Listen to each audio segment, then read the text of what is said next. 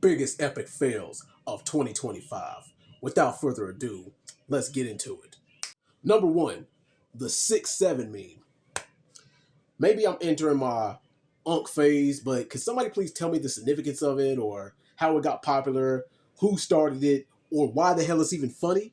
Because to me, it's just two random ass numbers. 6'7", what next? 45, 83, 22, hut hike? Come on. Whatever the hell started this, it's gotta die next year. The 6'7" meme, epic fail. Number two, Shannon Sharpe getting exposed by an OnlyFans model. Now, he goes on his talk show and talks about his marriage and dating experiences and gives life advice about what to do and what not to do in relationships. But yet, he broke the number one cardinal rule. He got involved with someone of the caliber of her. And Shannon Sharpe is what, 56, 57 years old? I mean, he's a man with money and he's famous. I mean, do what you do, live your life. But don't become a hypocrite. If you're going to do something, practice what you preach, bro. And this should be also a lesson to the side chicks. I mean, they're going to extort you, bro. That's why you never really mix business with pleasure. Epic fail on Shannon Sharpe's part. And an epic fail on her, too. Next, the Cardi B, Stephon Diggs, Offset love triangle. They all fail. Offset because he just can't let it go. Cardi B because she's being petty and got pregnant by Stephon Diggs before she even really moved on to finalize her divorce. And Stephon Diggs, well, for being Stephon Diggs. Everybody in the NFL knows how this dude get down, but yet he wants to make Cardi B his next girlfriend when he already got 4 other girls pregnant at the same time as her? But once again, judge lest ye not be judged. But all I'm saying is, it's the definition of insanity, doing the same thing over and over again, hoping for a different result. Offset, Cardi, Stephon Diggs, epic fail. But I wish y'all the best though. Blueface. Now you would think his time spent behind bars would have been time to recollect and think about what he did and reevaluate his life and make him a better person.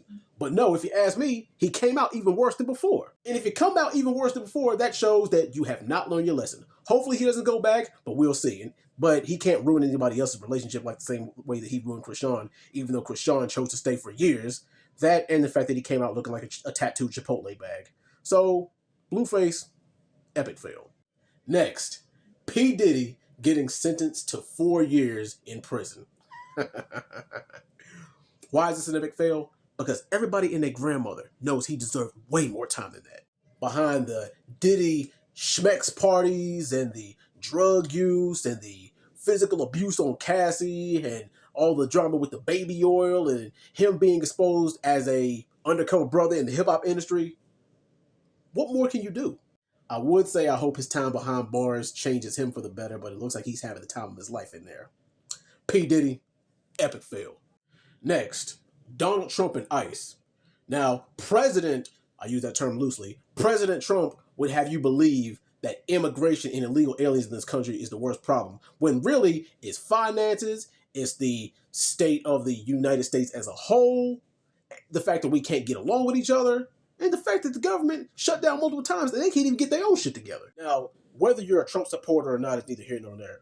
But the longer Trump is in office, the more it seems like this country is going to be more and more divided. And he's not doing anything to make it better because of all his little side deals with the world leaders of other countries. That and the fact that he's cutting food stamps as well. And a lot of people won't even be able to feed their children. Some of them rely on government assistance, but that's a whole different topic. And as far as ICE, the majority of this country was founded by immigrants. So how ironic is it that you're deporting people who pretty much fund your entire existence? So yeah, President Trump and ICE, epic fail. I hate it had to be her. Aisha Curry going on this podcast saying that marriage was never in the cards. Now I understand that marriage and long-term relationships aren't for everybody, but sis, you hit the freaking jackpot. You got Steph Curry, a tall, professional athlete, loyal family man. He is a top 1%er. You can't ask for much more. Now, I do wish the best for them. I really do, because especially since in the last 10 years, the narrative of black love has slowly been crawling deeper and deeper and deeper into the grave. I mean, we've seen it with Will and Jada. We've seen it with Papoose and Remy and numerous other examples that I can name right now. And I hope that whatever this couple's going through behind closed doors, they fix it. I really do, because I'm all for black love. But with the way Ayesha Curry is handling this right now, get it together, sis, or you're going to lose a good one. Because I'm pretty sure that does not have a problem finding another woman.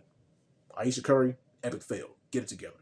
Gervonta Tank Davis, probably one of the greatest pound-for-pound boxers of the modern era. But he can't keep his hand to himself outside of the ring. Now, bro, I know you from Be More and you got that Be More attitude in you. I get it.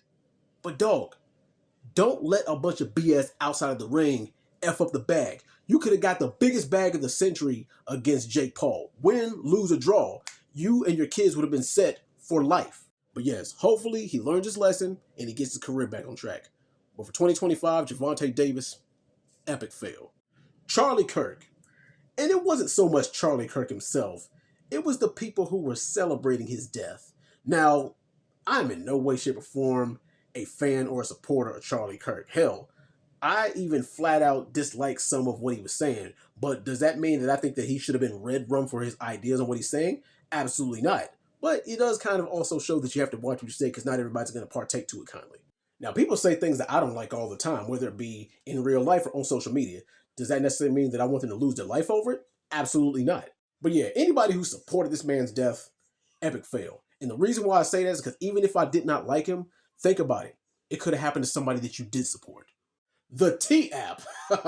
Now we're getting into the juicy ones. Now I think that we can all agree that the modern dating pool has piss in it. And stuff like this, especially when you have other exposing groups like, are we dating the same woman? Are we dating the same guy girl groups, whatever? This isn't making it any better.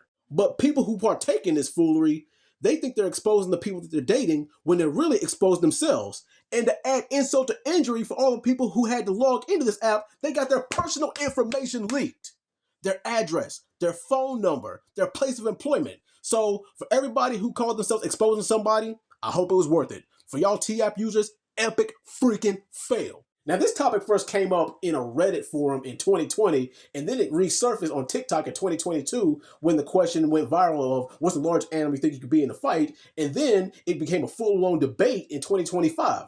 Now, for me personally, I think y'all are asking the wrong question here. It's not whether 100 men can beat a gorilla, because I absolutely think 100 men can get the job done.